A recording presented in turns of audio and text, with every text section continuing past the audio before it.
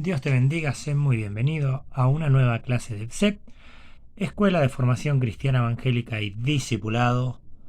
Bueno, en este momento vamos a estar tratando el video número 3 de la materia de eclesiología. Hasta ahora venimos hablando de lo que es la materia, los temas que se dan en la materia, a qué hace referencia.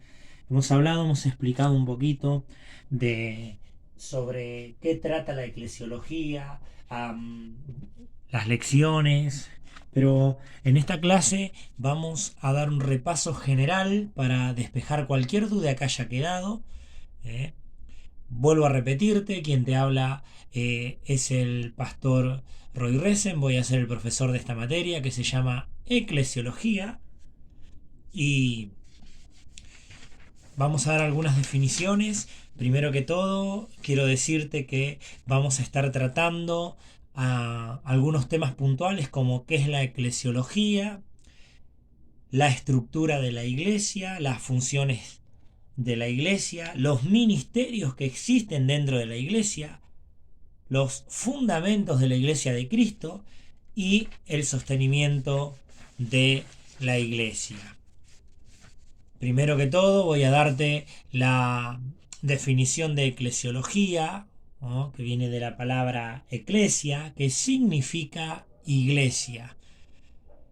La eclesiología es la disciplina que estudia la función de la iglesia en la tierra.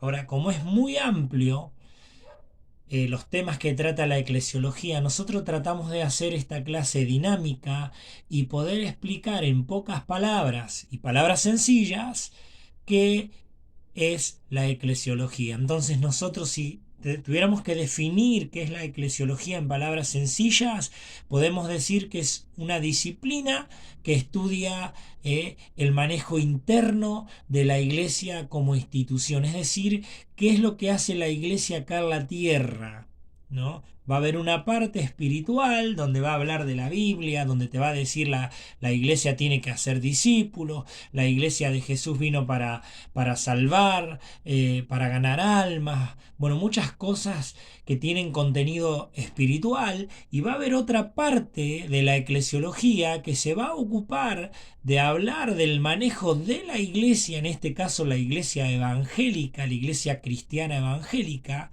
como por ejemplo, ¿no?, la estructura física que necesita la iglesia. Necesita tener una estructura, necesita tener un lugar físico, necesita tener sillas, equipos, cosas que son necesarias para poder llevar adelante la iglesia de Jesucristo de una manera ordenada.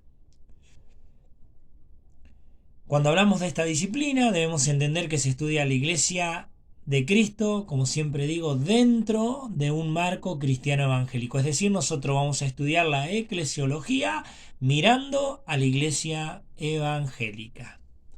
Entonces, es necesario que entendamos que la eclesiología nos va a ayudar a entender el funcionamiento de la iglesia de Cristo. Me va a enseñar cómo funciona la iglesia a la cual yo me congrego y por qué es necesario estudiar esta materia, porque nosotros somos parte de la iglesia de Cristo y necesitamos entender cómo funciona. En clases anteriores hablamos de la iglesia primitiva, dimos algunos principios de la iglesia primitiva. ¿Cuál es la iglesia primitiva? Se encuentra en el libro de Hechos. Hechos de los Apóstoles, podemos ver cuando Jesús ya murió y resucitó y los discípulos comienzan a formar lo que es la iglesia que hoy conocemos. Porque antes los judíos estaban en sinagogas, iban al templo, pero no había una iglesia. La iglesia que hoy vos y yo conocemos se funda a partir de Hechos de los Apóstoles en adelante. Ahí podemos ver la iglesia de Cristo. Y algunos principios, por ejemplo, dice que la iglesia era de oración. Y marca en Hechos 4:23 que era una iglesia de oración. Es decir, sí o sí tiene que haber una iglesia. La iglesia de Cristo tiene que ser una iglesia de oración. Tiene que orar. Una iglesia que no ora no está dentro de la voluntad de Dios. Podemos ver esto en Hechos de los Apóstoles, Hechos 1:24, Hechos 4:23 al 31. Otro principio, que la iglesia primitiva vivía en comunión, en el partimiento del pan y las oraciones. Esto está en Hechos de los Apóstoles 2:42. Tiene que haber una comunión. La iglesia de Cristo tiene que buscar la comunión. Todos estar en un mismo espíritu, en un mismo sentir, para poder llevar adelante la iglesia. Si cada uno tira para un lado diferente, la iglesia no avanza. Por eso es necesario acoplarse a los líderes, a los pastores, a las diferentes autoridades que Dios puso en la iglesia. ¿Dónde podemos ver esto? Que la iglesia primitiva vivía en comunión y que perseveraba la doctrina de los apóstoles, en el partimiento del pan y en las oraciones. Bueno, esto está en Hechos 2:42. También vemos en Hechos 2:46, donde dice que perseveraban juntos en el templo. También la iglesia primitiva, otro principio, se caracterizó por ser generosa. Dice que nadie decía que era de uno lo que tenía, sino que lo traían a los pies de los apóstoles y repartían a los pobres y se compadecían del otro. No estamos diciendo con esto que vendas todo lo que tenés y que lo lleves a la iglesia, no estamos diciendo eso, pero sí que si sos parte de la iglesia de Jesucristo, tenés que ser una persona generosa y tenés que aprender a dar a la obra. Una persona que no da a la obra de Dios, que no colabora absolutamente en nada, es una persona que no está inserto en el cuerpo de Cristo. Hay cosas que comprar, hay sillas, micrófonos, hay que pagar impuestos, muchas cosas que entre todos debemos colaborar, que eso lo vamos a ver después cuando hablemos de cómo se sostiene la iglesia. La iglesia primitiva abrazó el mandato de Jesucristo cuando el Señor les habla y le dice: id y haced discípulos a todas las naciones, bautizándolos en el nombre del Padre, del Hijo y del Espíritu Santo, ¿no? Esto nosotros podemos ver en el libro de Mateo, cuando el Señor les da la gran comisión. El Señor les dice que tenían que ir y predicar el Evangelio a toda criatura. Entonces podemos ver la iglesia de Jesucristo ya que tenía algunos principios que hoy tenemos que tener: predicar a Jesucristo y hacer discípulos a todas las naciones, o sea, la gran comisión, ¿no? Hechos de los Mateo, capítulo 28, versículo 19, 20, podemos leer ahí donde está la gran comisión. Entonces, cada uno de estos principios, hay muchísimos principios más. Nosotros nombramos algunos como para que entiendan o podamos estudiar cómo tiene que estar la iglesia de Cristo. Estos principios los tiene que tener. Entonces, es importante que estos principios estén en nosotros y en nuestra iglesia. También algo importante a tener en cuenta es que necesitamos la ayuda del Espíritu Santo para ser guiados como iglesia. Algo importante a tener en cuenta, ¿no? Para la correcta interpretación de estos estudios es que la Biblia dice que en Juan 16:13 dice: cuando venga el Espíritu de verdad, Él nos va a guiar a toda verdad. Entonces necesitamos la guía del Espíritu Santo para poder entender bien esto que estamos estudiando y no tener una mala interpretación, una interpretación errónea o irnos por las ramas. ¿Qué es lo que tratamos en cuanto a la estructura de la iglesia? Nosotros habíamos hablado, algo importante a tener en cuenta es que la iglesia, ¿no?, tiene una estructura. Esta estructura que tiene la iglesia es una estructura espiritual, donde está el pastor, el copastor, el anciano, el diácono, el obrero, el líder. Es decir, hay diferentes autoridades dentro de la iglesia. Una iglesia no podría funcionar, ¿no?, por, digamos, por una democracia donde todos los hermanos voten y digan: bueno, yo pienso esto, yo pienso aquello, y entre todos hagan una votación y decidan. No, Dios estableció un pastor, Dios estableció ancianos, diáconos, obreros, líderes que Dios puso para mantener una autoridad.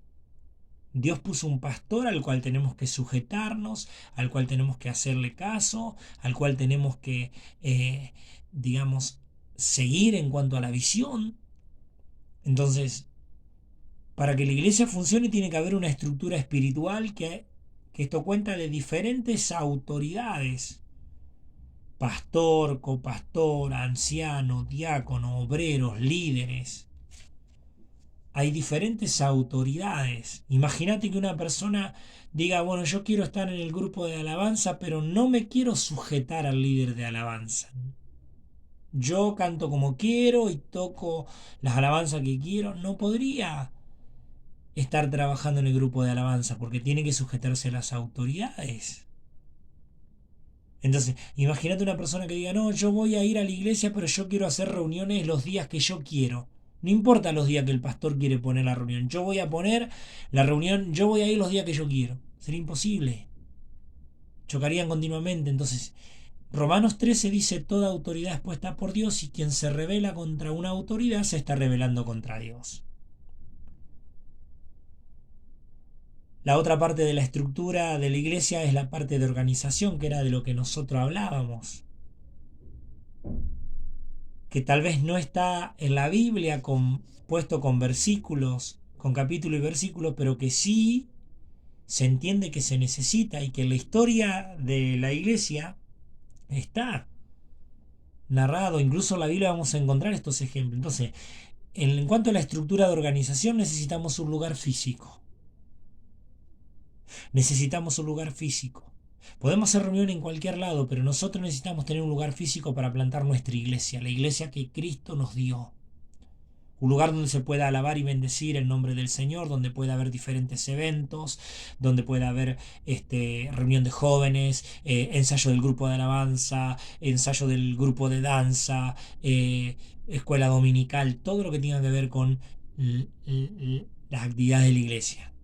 Entonces la iglesia necesita un lugar físico, sea alquilado, sea prestado o sea propio, pero necesita un lugar físico. Segundo, necesita un calendario de actividades. Hay que poner actividades y un calendario. Bueno, tal día tenemos reunión, no podemos estar cambiando las reuniones, los días de reunión todo el tiempo, porque si no la gente nunca se va a firmar. Necesitamos tener un día, decir, bueno, 2 veces a la semana hacemos reunión, 3 veces a la semana hacemos reunión, o una vez a la semana hacemos reunión, pero tiene que respetarse ese día y ese horario.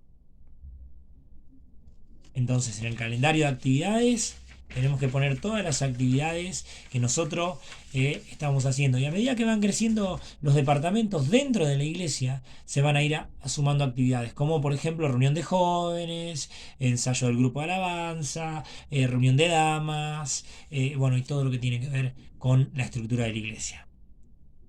Y tercero, comodidades básicas. Comodidades básicas son las comodidades que nosotros necesitamos en la estructura de la iglesia, ¿no? Necesitamos un baño, la gente necesita tener un baño cuando va a la iglesia, no puede ir a una iglesia y de repente no hay baño porque no puede estar 2 horas, 3 horas la persona sin ir al baño. Si de repente necesita tener las comodidades básicas, tener luz. Imagínate que vayan de noche a una reunión y no tengan luz. Una reunión con velas, ¿se puede hacer? Sí, se puede hacer, pero lo correcto es tener todas las comodidades. Tener una rampa para gente con diferentes capacidades o gente discapacitada, como quieras llamarlo. Nosotros en la iglesia siempre tuvimos que hacer una rampa para que la gente con silla de rueda pudiera pasar porque se les complicaba mucho. En el verano, mínimamente poner unos ventiladores, tener silla, todas estas cosas. No quiere decir que si no las tenemos no podemos hacer reunión, no estoy diciendo eso, pero sí tenemos que luchar para que la iglesia nuestra congregación sea una iglesia bendecida y próspera, donde tenga todas las comodidades para atender al pueblo de Dios como el pueblo de Dios se lo merece.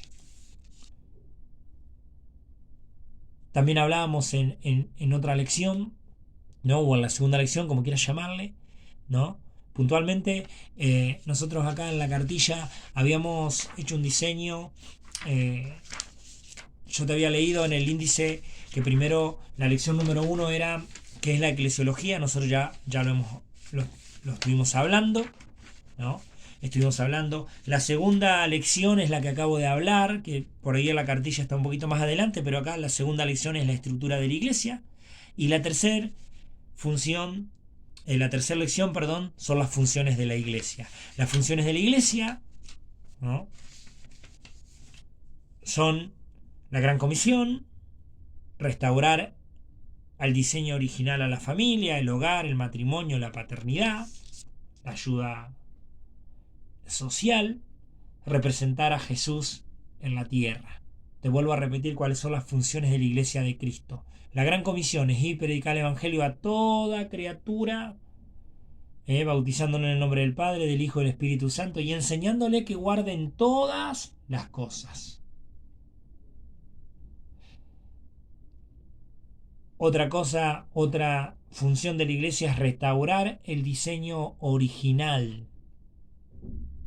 Restaurar el diseño original. ¿El diseño original de qué? De la familia. ¿Cuál es el diseño original? Mamá, papá y los hijos. No como ahora que dicen, no, yo tengo dos mamás o tengo dos papás. No, el diseño original es mamá, papá y los hijos. Dios estableció así. Volver a restaurar el diseño del hogar, de la familia. Hoy el hogar no está unido. Dios trajo un diseño especial para la familia, para el matrimonio, para la paternidad. Hoy los chicos se crían solos, los padres no le dan bolilla. Bueno, Dios a través de la iglesia quiere restaurar esa paternidad. También la ayuda social. Debemos ser personas como iglesia que hagamos una ayuda social. Y también representar a Jesús en la tierra. Estas son las funciones puntuales de la iglesia. Te voy a nombrar porque acá en la cartilla que algunos tienen figura las lecciones. La segunda lección un poco desplazada, en realidad es la primera lección, es qué es la eclesiología, que lo hablamos.